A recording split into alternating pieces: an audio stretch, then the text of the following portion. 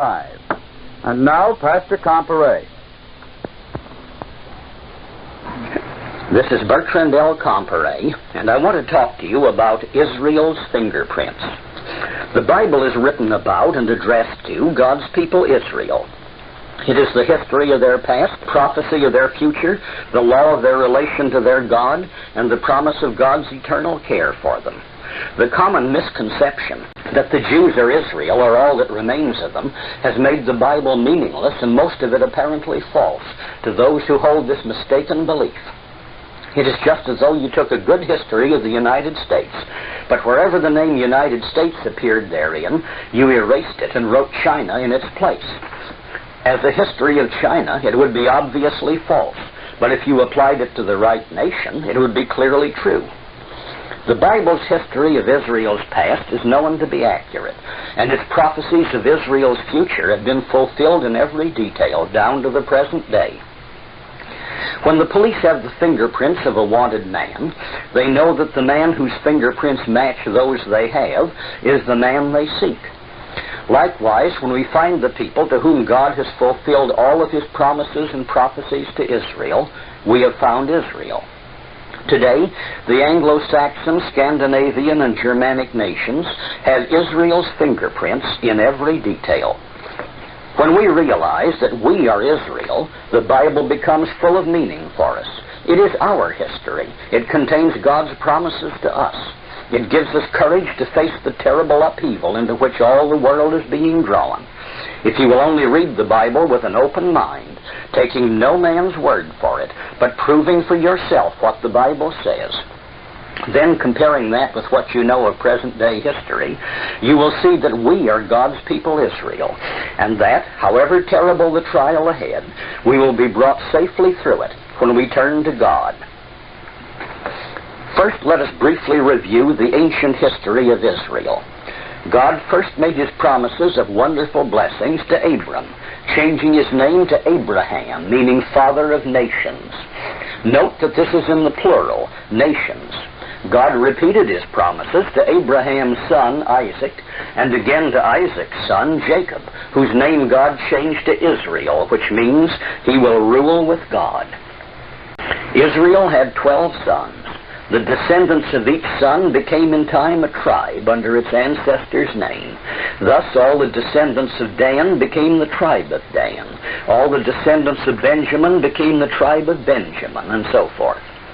For many centuries, all members of all the 12 tribes collectively were known as the children, that is, descendants, of Israel. However, do not confuse this with the later house or kingdom of Israel, about which I will have more to say later. Israel and his 12 sons with their families went into Egypt, as you will remember. And after about 2.5 centuries, their descendants left Egypt in the Exodus under the leadership of Moses. For several generations, they were ruled by judges appointed by God. Later, they unwisely copied the customs of the surrounding nations and demanded a king. So Saul became their first king, ruling the 12 tribes as a single nation. This unified nation of 12 tribes, like the United States of 50 states, continued until the death of Solomon in 975 BC, when it broke into two nations, Israel and Judah. 1 Kings, chapters 11 and 12, tell us how Solomon finally fell into idolatry, misgoverned the people, and burdened them with excessive taxes. Yes, they babbled about new deals and new horizons in those days, too.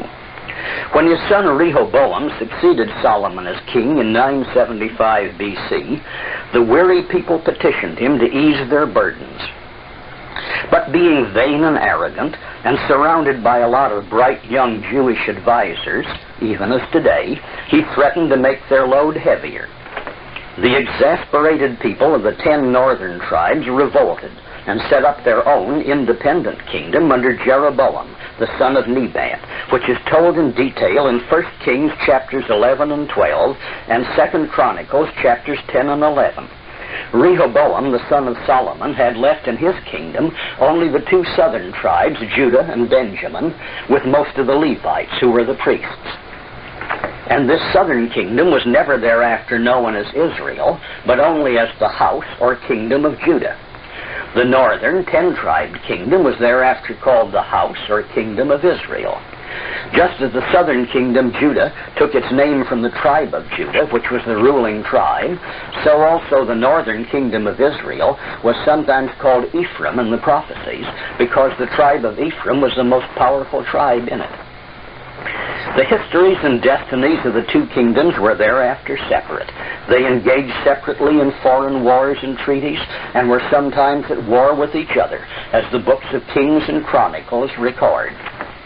From the time of this separation, 975 B.C., the Bible very carefully distinguishes between the southern 2-tribe nation of Judah and the northern 10-tribe nation of Israel. This distinction is kept clear both in the historical record of what is past and the prophetic record of what is to come. It would take me all day to cover them all, but for a few examples, see the following. The distinction is made, historically, in 2 Samuel 19, verses 40 to 43, 1 Kings 14, verses 19 to 21, chapter 15, verses 1 to 33, chapter 16, verse 8, 2 Kings, chapter 3, verses 1 to 9, 2 Chronicles, chapter 16, verse 1, chapter 5, verses 5 to 10, and many others. The distinction is kept clear in prophecies in Isaiah 7, verses 1 to 17, chapter 11, verses 12 and 13, Jeremiah 3, verses 6 to 18, chapter 5, verse 11, chapter 11, verses 10 to 17, chapter 13, verse 11, chapter 18, verses 1 to 6, chapter 19, verses 1 to 13, Ezekiel 37, verses 16 to 22, Daniel 9, verse 7, Hosea 1, verse 11, and chapter 4, verse 15, and chapter 5, verses 9 to 15, Amos 1, 1, Micah 1, 5, Zechariah 8, 13, and chapter 10, verses 6 to 8, and many others. Just as we must carefully distinguish between the two nations of Israel and Judah, so also we must carefully distinguish between the nation of Judah and the Jews, as we will discuss at length on the other soundtrack of this tape. Later, both nations were carried into captivity, but separately, at different times, by different conquerors, and taken to different places. Israel was conquered by Assyria between 740 and 720 B.C., and by 715 B.C. all of its people had been deported and resettled in what we now know as Armenia, northwestern Iran, and the region near Baku, around the southern end of the Caspian Sea. The Assyrians brought in other people and settled them in Samaria, the southern half of Israel's old Palestinian land, to which the people of Israel never returned.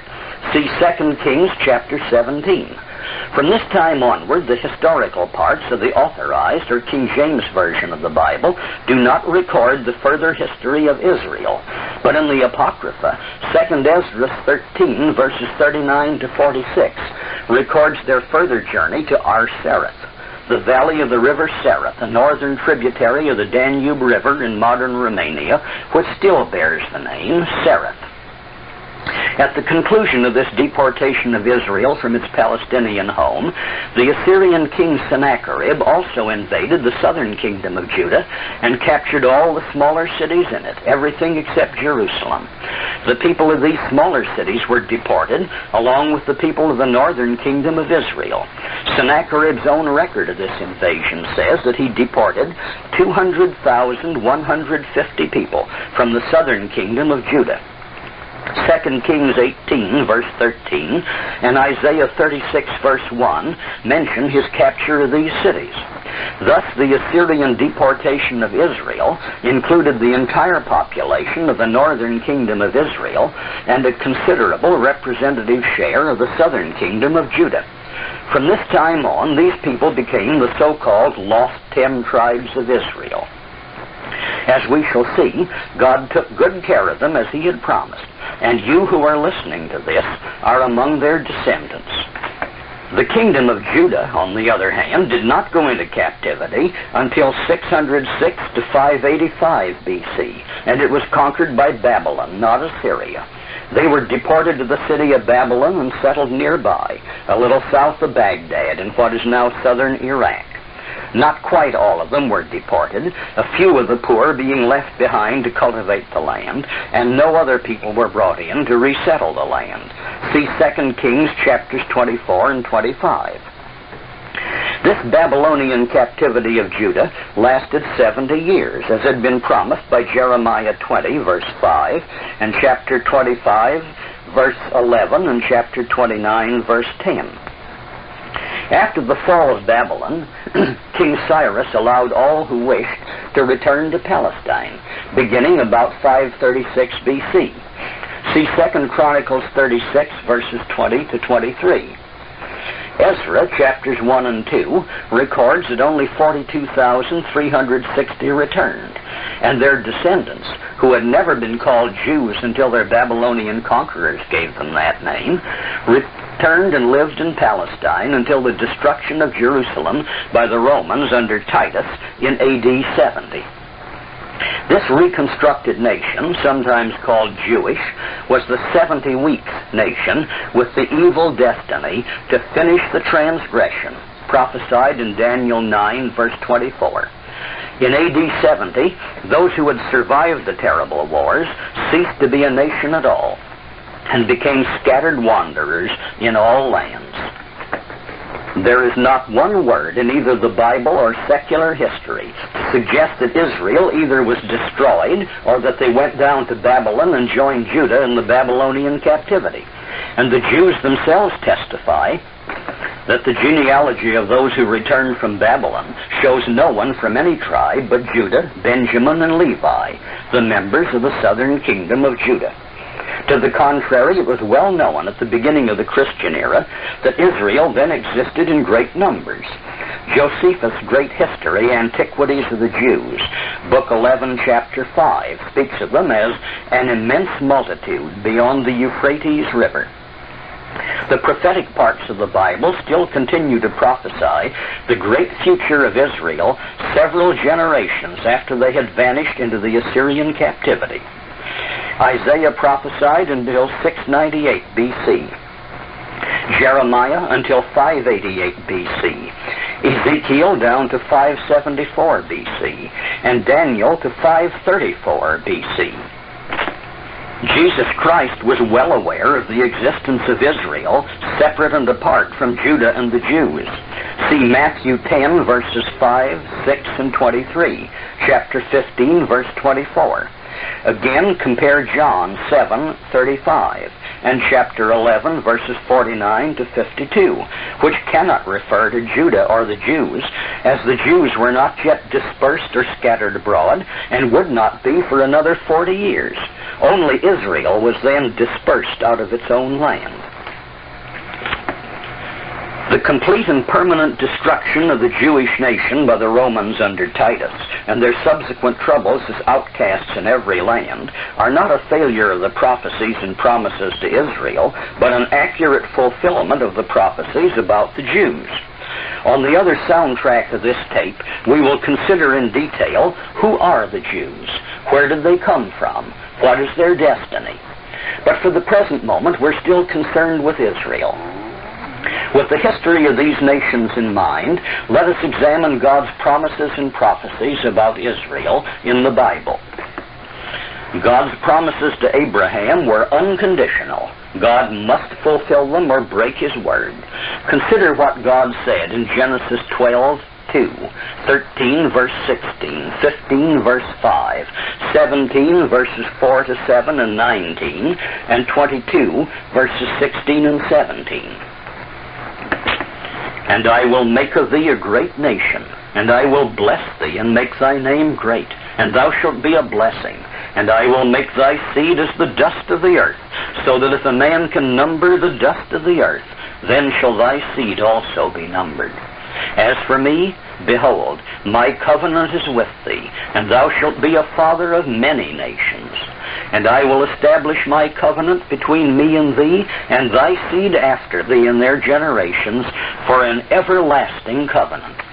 Look now toward heaven, and count the stars, if thou be able to number them. And he said unto him, So shall thy seed be. By myself have I sworn, saith the Lord, that in blessing I will bless thee, and in multiplying I will multiply thy seed as the stars of the heaven, and as the sand which is upon the seashore, and thy seed shall possess the gate of his enemies. God did not say that he would do this if or perhaps. These were all unconditional promises. Those promises which were made at Mount Sinai on condition that men should obey God's laws were the promises made through Moses relating to health, prosperity, peace, and so on. The promises to Abraham were unconditional and absolute. And in the New Testament, Paul tells us that these, the law, which was 430 years after, cannot disannul, that it should make the promise of none effect. See Galatians 3, verse 17. If the Bible is true, if God's Word is good, then these promises must be good. God repeated these promises unconditionally to Isaac in Genesis 26, verse 24. Sojourn in this land, and I will be with thee and will bless thee.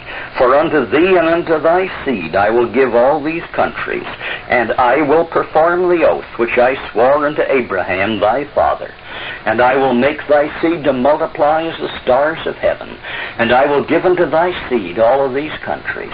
And in thy seed shall all the nations of the earth be blessed. Again, in the 28th and 35th chapters of Genesis, God repeated his promises unconditionally to Jacob, who is Isreal, our ancestor. I am the Lord God of Abraham thy father, and the God of Isaac. The land whereon thou liest, to thee will I give it, and to thy seed. And thy seed shall be as the dust of the earth. And thou shalt spread abroad to the west and to the east, and to the north and to the south. And in thee and in thy seed shall all the families of the earth be blessed. And behold, I am with thee, and will keep thee in all places whither thou goest, and will bring thee again into this land. For I will not leave thee until I have done that which I have spoken to thee of. Be fruitful and multiply. A nation and a company of nations shall be of thee, and kings shall come out of thy loins. There can't be any evasion of these promises, and God has always honored them.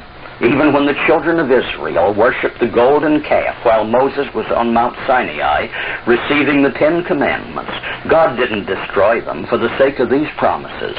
See Exodus 32, verses 7 to 14. In many places, the New Testament recognized these promises as being still in full effect.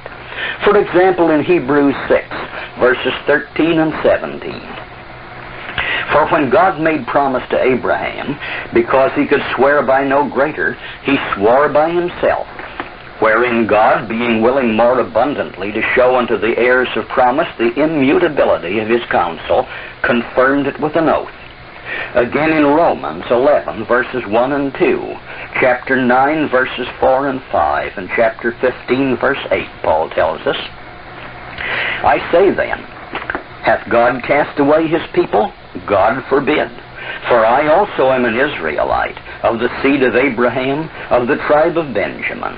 God hath not cast away his people which he foreknew, who are Israelites, to whom pertaineth the adoption, and the glory, and the covenants, and the giving of the law, and the service of God, and the promises, whose are the fathers, and of whom, as concerning the flesh, Christ came.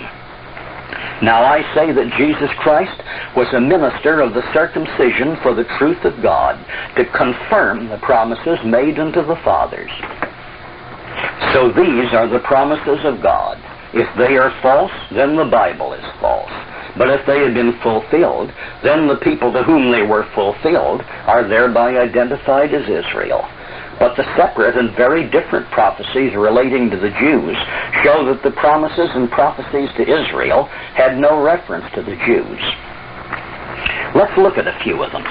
Israel was to have a change of name, while the Jews' name was left to them as a curse. In Isaiah 65, verse 15, God tells the Jews, "And ye shall leave your name for a curse to my chosen. For the Lord God shall slay thee, and call his servants by another name." But who are God's servants? In many places God repeats this. "But thou, Israel, art my servant. Thou art my servant. I have chosen thee, and not cast thee away." For example, see Isaiah 41, verses 8 to 10. Chapter 43, verses 1 and 10. Chapter 44, verses 1, 2, 21, and 22, and many others. This has been fulfilled.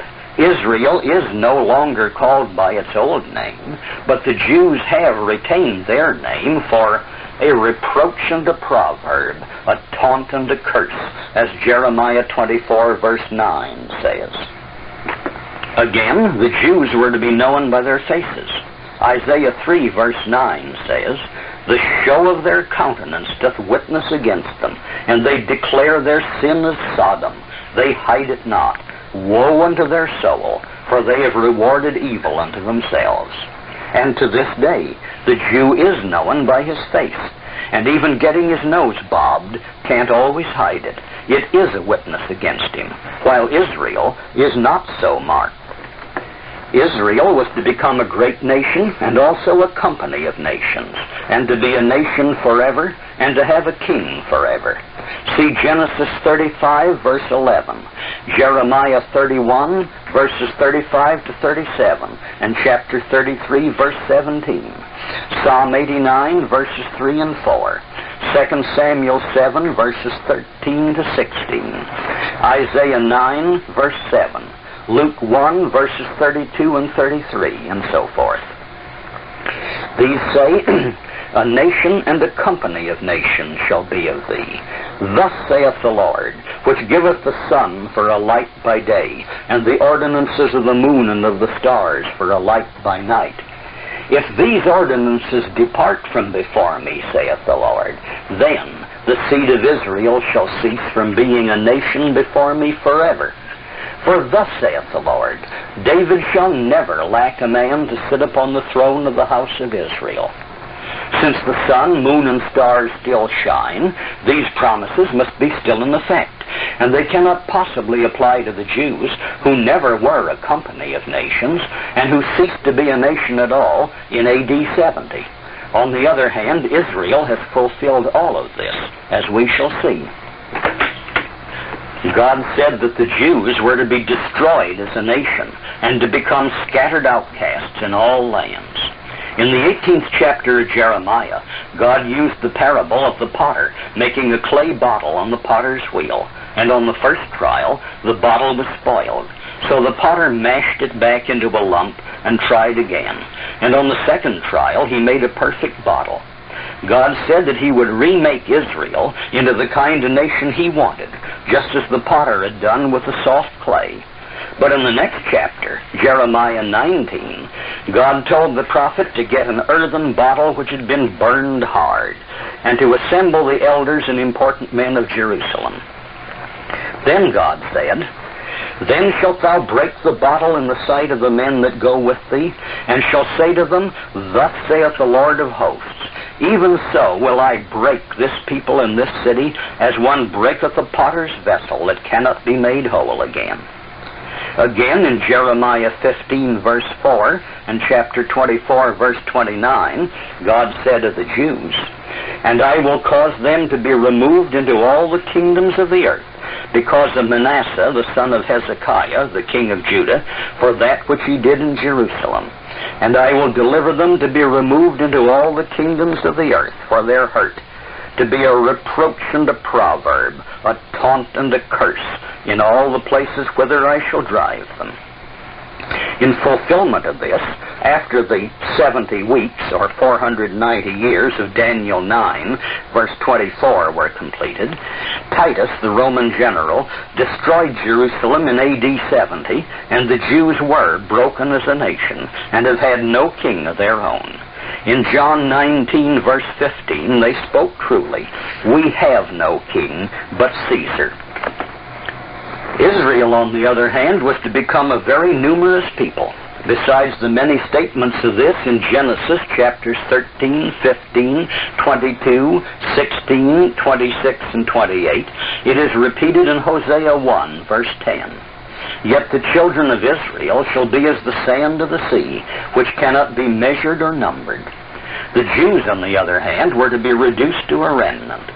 In Ezekiel 5, verses 11 and 12, God said, Wherefore, as I live, saith the Lord God, surely because thou hast defiled my sanctuary with all thy detestable things and with all thine abominations, therefore will I also diminish thee. Neither shall mine eye spare, neither will I have pity. A third part of thee shall die with the pestilence, and with famine shall they be consumed in the midst of thee, and a third part shall fall by the sword round about thee, and I will scatter a third part into all the winds, and I will draw out a sword after them. See also Jeremiah 15, verses 7 to 9, and so forth. The total Jewish population of the world is estimated today to be about 16 million people. Almost exactly what it was estimated to be just before Hitler's completely mythical massacre of 6 million Jews who were not killed at all. They are not so prolific that in 20 years they could increase their numbers by 60%, as they would have to do if the alleged massacre was true. To conceal this fact, the Jews now seek to falsify the records. You will remember that in our 1960 census, it was not permitted to ask anyone his religion, so that you couldn't find out that at least 5 million of the supposedly dead 6 million had been illegally admitted to the United States. But this 16 million is certainly not as the stars of the heavens or as the sand which is upon the seashore for numbers. For another thing, Israel was to become blind to its identity. In Romans 11, verse 25, Paul comments that blindness in part has happened to Israel. This is in fulfillment of Isaiah 42, verses 19 and 20. Who is blind but my servant, or deaf as my messenger that I sent, seeing many things, but thou observest not, opening the ears, but he heareth not. You remember that God's servant is Israel. The Jews, on the other hand, are not blind to their identity. They know their origin and history, although they try to fool you into thinking that they are Israel. And generally, they've succeeded in this deception. Again, Israel was to receive the new covenant, Christianity.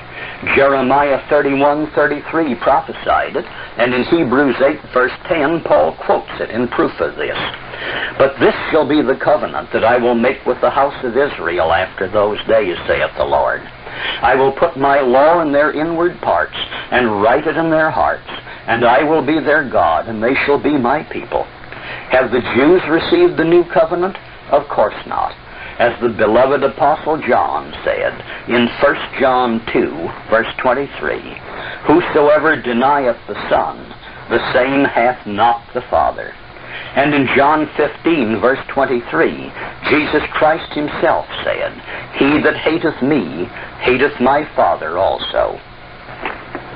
The Jews do not fulfill any of the principal prophecies concerning Israel. Therefore, the Jews are not Israel. On the other soundtrack of this tape, we will see who the Jews are.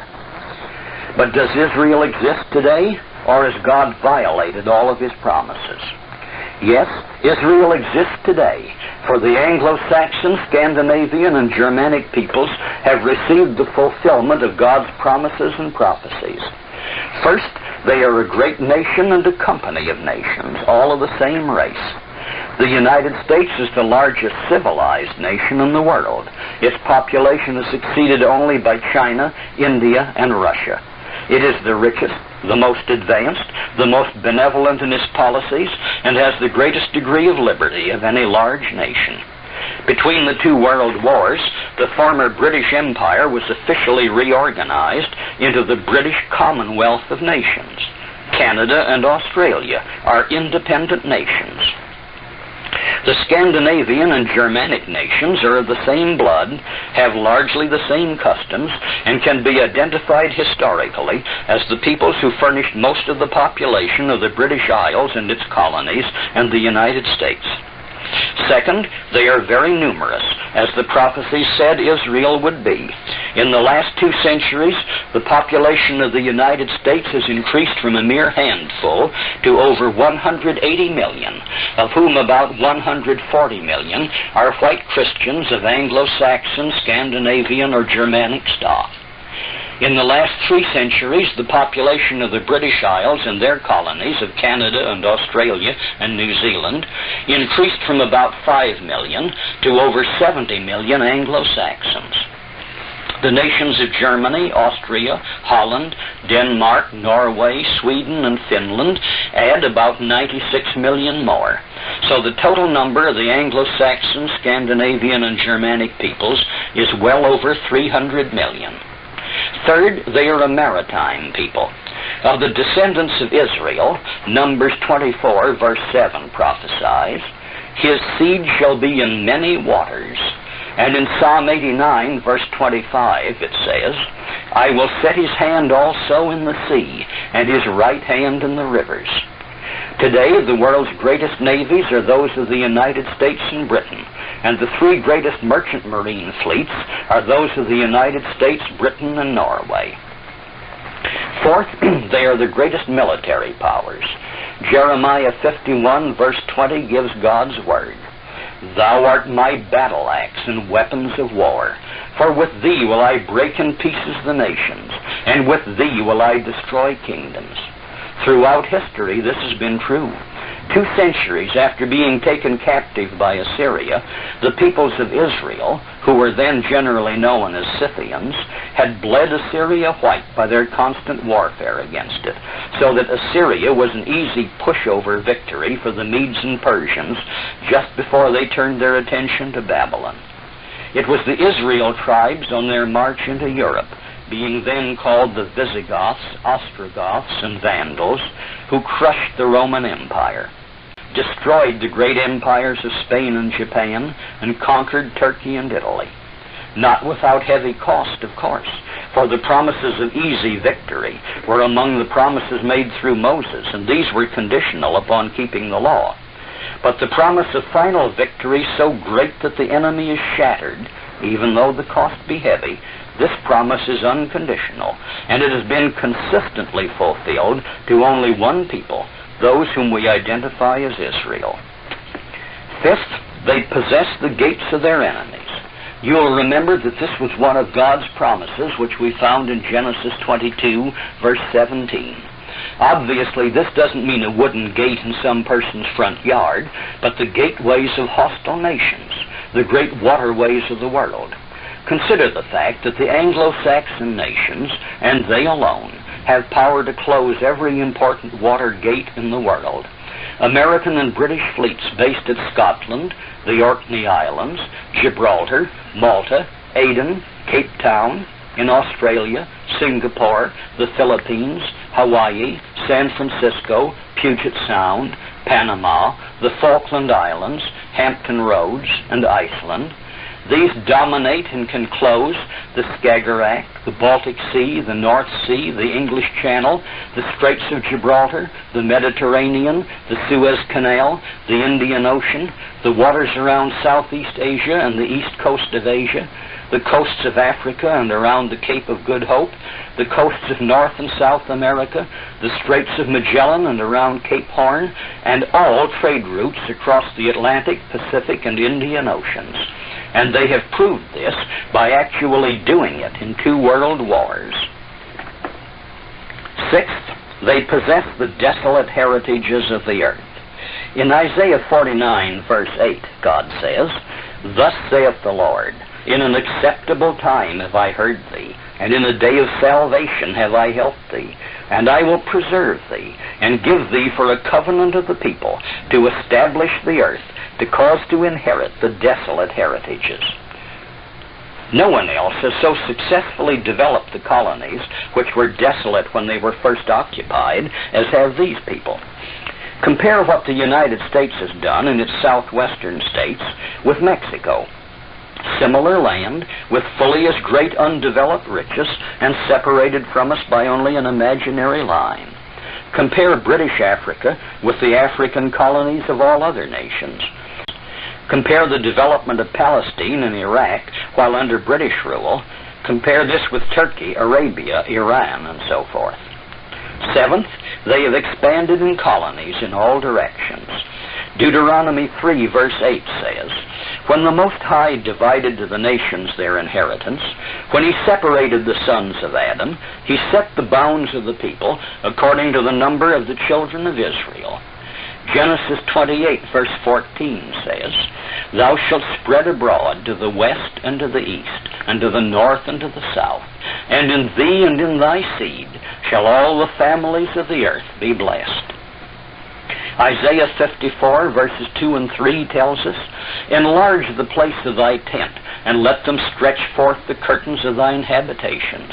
Spare not, lengthen thy cords and strengthen thy stakes, for thou shalt break forth on the right hand and on the left, and thy seed shall inherit the nations, and make the desolate cities to be inhabited." Their colonies were established in every sea, in Europe, North and South America, Africa, Australia, New Zealand, and Asia. Who else ever had such colonies? All the ancient empires were insignificant compared to this. Since we have allowed the Jews to teach us to turn our backs on God, we have unwisely abandoned our colonies, and the chaos in the world today is largely a result of our failure to obey God's commands to occupy and rule. However, even this was also prophesied, though that is another subject. Eighth, they have maintained the continuity of the throne of David.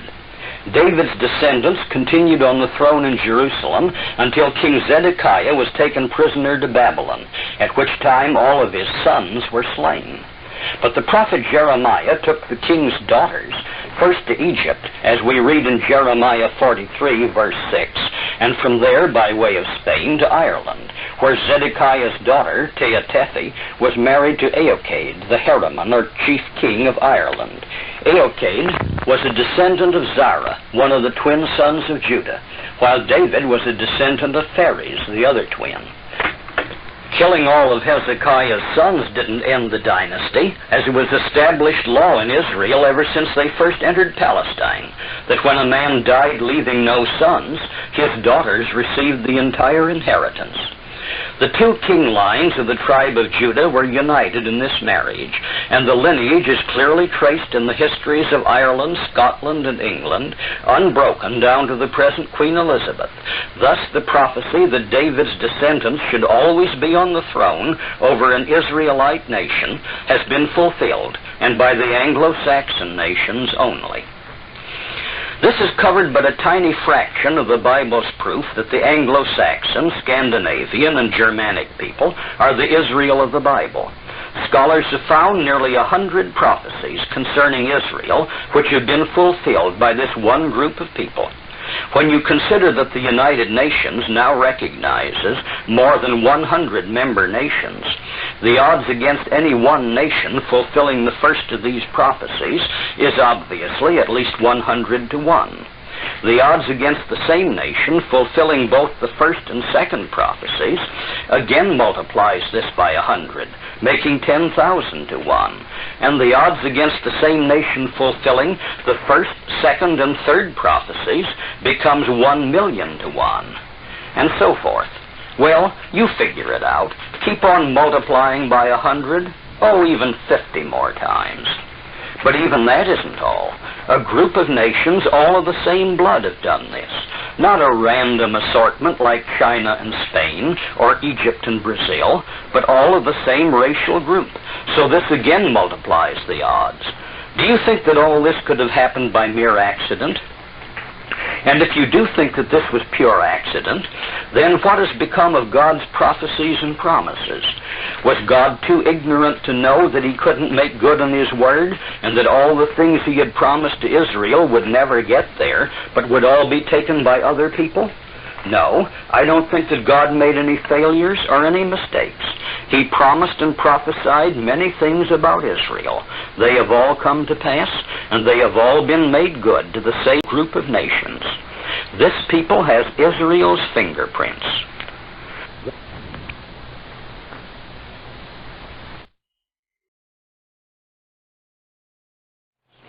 Then followed the siege of Jerusalem, which was ended when the angel of the Lord killed 185,000 Assyrian soldiers in one night, and Sennacherib gave up the siege and fled back to his own land.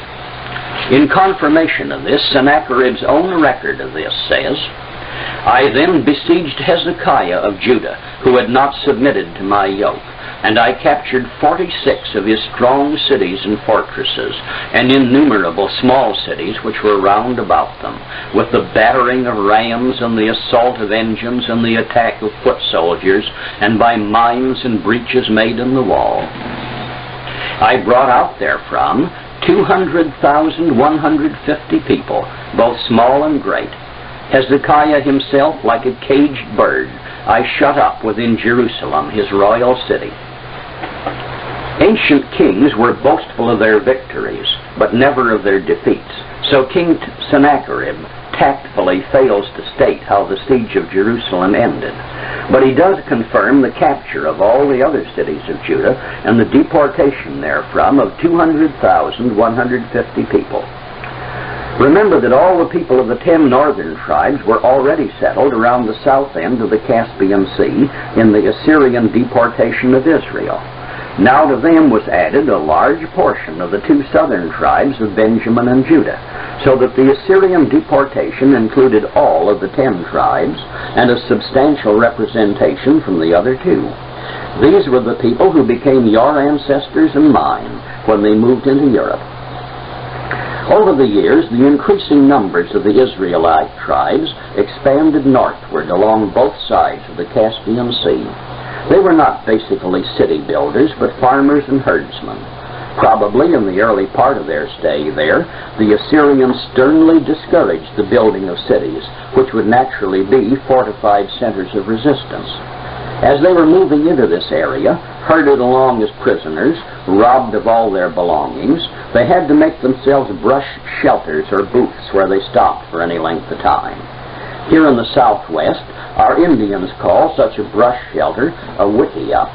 The Hebrews called it a sukkah, applying the name also to a tent. It was the only house a nomad owned. The plural of sukkah was sukkoth. Gradually, this was slurred over into skuth and used of a tent dweller or nomad. And finally, among the Greeks, this was slurred over into Scyth and Scythian. The great carving on the Behistun rock, made about 516 B.C., carried inscriptions showing the many different nations who were tributary to King Darius I of Persia. These inscriptions were written in Old Persian, in Median, and in Assyrian. They showed that among these were a Scythian nation, called in Assyrian and Babylonian Gimri, the name meaning the tribes. From Gimri was derived the name of the Cimmerians, who settled somewhat to the north and into the Ukraine. But the Behistun inscriptions also stated that these people were called Sakka in Persian and Median. So already the later names are beginning to evolve. The great Greek historian Herodotus, who lived from 484 to 425 BC, and who is generally called the father of history, speaking of these people, says, the Sakkai, or Scyths, were clad in trousers, and had on their heads tall, stiff caps rising to a point. They bore the bow of their country and the dagger, besides which they carried the battle axe, or sagirus. They were in truth Energian Scythians, but the Persians called them Sakkai, since that is the name which they give to all Scythians. Incidentally, some of the magnificent carved walls of the ancient ruins of the Persian palace at Persepolis show illustrations of those Sakkai in their trousers and pointed caps, bringing tribute to the Persian king. We are now getting further clues to these people. Herodotus says that the Scythians, or Sakkai, first appeared in that land in the 7th century B.C. which is the very same period in which the tribes of Israel were settled there by their Assyrian conquest. Their use of the battle axe as a weapon is a carryover from their history as Israel. In Jeremiah 51, verse 20, God says of Israel, "Thou art my battle axe and weapons of war, for with thee will I break in pieces the nations, and with thee will I destroy kingdoms." We will see later that the name evolved from Sake to Saxon, and it is noteworthy that the battle axe was the great weapon of the Saxons. These Scythians, or Sake, lived up to God's description of Israel as his battle axe and weapons of war. They became a military people of great power who did much to break up ancient nations. The Greek geographer and historian Strabo, who lived between 63 BC and about 21 AD, says, most of the Scythians, beginning from the Caspian Sea, are called Dahe Scythae, and those situated more toward the east, Massagetae and Sakai. The rest have the common name of Scythians, but each tribe has its own peculiar name. The Sakai had made incursions similar to those of the Cimmerians and Triris, some near their own country, others at a greater distance. They occupied Bactriana and got possession of the most fertile tract in Armenia, which was called after their own name, Sakacene. They advanced even as far as the Cappadocians, those particularly situated near the Euxine Sea, which today we call the Black Sea, who are now called the Pontici. This was but the early part of their expansion, however. When a century had elapsed since their deportation to this land of Scythia, they had grown strong enough to begin the long series of harassing wars against their conquerors, the Assyrians. They lacked the strength to capture the powerfully fortified group of cities around the Assyrian capital, and in turn, their nomadic habits made it easy for them to retreat before a too powerful Assyrian army. But generations of this constant warfare wore down the Assyrians and bled them white, so that when the Medes finally overran Assyria and captured Nineveh in 612 BC, their victory was a fairly easy one against the exhausted Assyrians. From this point on, I could refer you to just one historical book which alone fully traces the Scythians on to their settlement in England as the Anglo-Saxons. A History of the Anglo-Saxons by Sharon Turner does a magnificent job of this. As most of you know, I am a lawyer by profession, and a lawyer soon learns to distinguish between the man who actually knows the facts and the man who is merely repeating hearsay, that is, gossip and rumor he has heard from others. But how do we know whether these others actually knew what they were talking about? Unless a man has seen the occurrence with his own eyes, his ideas on the subject are no better than the accuracy of the information he has received. Now, no historian living in our times can have any personal knowledge of what happened 2,000 years ago, so his writings can be no better than the source material he has obtained from people who lived and wrote at a time when accurate information could still be had. Most modern history books are based on rather scanty documentation from early sources, so it is so much easier for one historian to copy from another. But Sharon Turner's History of the Anglo-Saxons is one of the most thoroughly documented historical studies ever produced, and its reliability is beyond question. He traces the Anglo-Saxons of Britain back to the Scythians. Unfortunately, he doesn't go the one step further and trace the Scythians back to Israel, but we can do that from other sources. But let us go back to the Scythians as the people of Israel became known in the land to which they were deported. Diodorus Siculus, a Greek historian who lived in the times of Julius and Augustus Caesar, says this: "The Scythians anciently enjoyed but a small tract of ground, but through their valor, growing stronger by degrees, they enlarged their dominion far and near, and attained at last to a vast and glorious empire. At the first a very few of them, and those very despicable for their mean origin, seated themselves near to the river Araxes.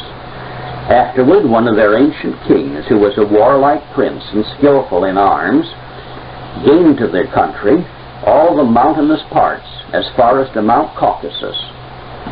Sometime afterward, their posterity, becoming famous and eminent for valor and martial affairs, subdued many territories. Then, turning their arms the other way, they led their forces as far as to the river Nile in Egypt. Other historians record that blond Scythians made an expedition against Palestine and Egypt about 626 B.C. The town of Scythopolis in the Jordan Valley is named for a settlement which they made on this raid. But to continue with Diodorus Siculus, he says, this nation prospered more and more, and had kings that were very famous, from whom the Sakas and the Massagetae and the Arimaspians and many others called by other names derived their origin. Amongst others, there were two remarkable colonies that were drawn out of the conquered nations by those kings.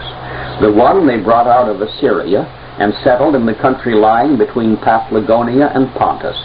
The other out of Media, which they placed near the river Tanais, which people are called Sauromations. Note how God's destiny for these people worked. They would not leave behind any pockets of their people in the lands where their conquerors had settled them. But when they had gained great power, they came back and picked up any who remained, taking them on into the migrating mass. Likewise, history records that after the overthrow of Babylon by the Medes and Persians, the Scythians raided it, carrying off with them such of the people of Judah and Benjamin as were not going back to Jerusalem. Even in early times, before the final mass movement into Europe, the Scythians had already begun their march to their new homelands, where some of them had already arrived before the beginning of the Christian era. Pliny the Elder, a Roman historian who lived from 23 to 79 A.D., says this, the name Scythian has extended in every direction, even to the Sarmatai and the Germans. But this ancient name now is given only to those who dwell beyond those nations and live unknown to nearly all the rest of the world. Beyond the Danube are the peoples of Scythia. The Persians have called them by the general name of Saka, which properly belongs only to the nearest nation of them. The more ancient writers give them the name of Arameans. The multitude of these Scythians is quite innumerable. In their life and their habits, they much resemble the people of Parthia, Persia, as we would say today. The tribes among them that are better known are the Sakai, the Massagetae, the Dehai, etc. Others have noted this early migration into Germany. For example, Herodotus mentions a migration and settlement of a people he calls the Sigainoi, who themselves claim to be colonists from Media, and who migrated as far as the river Rhine in northern Europe. Remember that among the places the Israelites were resettled by the Assyrians were the cities of the Medes, and these people themselves said they had come from Media. Also note that Pliny the Elder said that the more ancient writers give them the name of Aramea, that is, Aramean. In modern language we would say Syrian. In Deuteronomy 26 verse 5, every Israelite was commanded to confess that a Syrian ready to perish was my father, and he went down into Egypt and sojourned there with a few, and became a nation great, mighty, and populous. Hence, these ancient writers could correctly identify the Israelite Scythians as Arameans, for they had come from a land which was part of Greater Syria. Among the tribe of the Scythians, the Massagetae attracted the notice of all the ancient historians by their numbers and their warlike ability. Those who described them in more detail divided them into the Massagetae and the Thesagetae. The Getae part of the name soon evolved into Goth. The Massagetae were the greater Goths, and the Thesagetae were the lesser Goths. Thus we already find among the Scythians names we can identify as the people who later conducted the great migrations into Europe. The Goths, as we know, were later called Ostrogoths, meaning East Goths, and Visigoths, which means West Goths. But to go back a few centuries, the Sakai were allies of the Medes and Persians in the attack upon Babylon in 536 BC. Remember that God had said that Israel was my battle axe and weapons of war. For with thee will I break in pieces the nations, and with thee will I destroy kingdoms. So God had used Scythian Israel to maintain constant war against Assyria for nearly a century, until Assyria was too weakened to resist the Medes and Persians. Then God used Scythian Israel, the Sakai, to help in the conquest of Babylon when its time had come. Later, King Cyrus of Persia was foolish enough to try to conquer his former allies, the Sakai, but he was killed in the battle. King Darius also tried to conquer them, but they being a nomadic people, they retreated before his massive armies until he gave up and retired. Professor George Rawlinson says that the original development of the Indo-European language took place in Armenia, which, you will remember, was at that time occupied by Scythian Israel. Certainly from these people we can trace the introduction of this language into Europe. This powerful and increasingly numerous people thereafter spread further north, both east and west of the Caspian Sea. To the west of it they penetrated into the Volga and Don River valleys as the Soromatians and the Royal Scyths, nomadic peoples. To reach these lands they had come up through the Caucasus Mountains by a great pass, which is today occupied by the Georgian military road. Perhaps the communists have changed the name of this pass in recent years, but from ancient times until within our own lifetime, this pass was known as the Pass of Israel. The white race of Europe is often called Caucasian because the ancestors of many of them did thus come out of the Caucasus Mountains. When Alexander the Great began his great marauding expedition across Western Asia and as far as India, he had to skirt the edge of the lands held by the Scythians.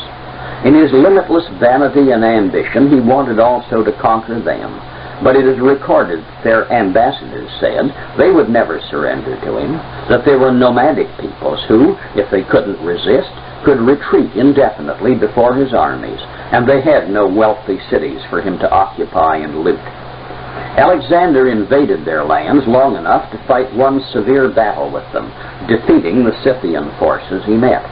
But this was evidently just as a lesson to them not to attack the flanks of his forces, for he led his forces out of their territory and never returned to the attack.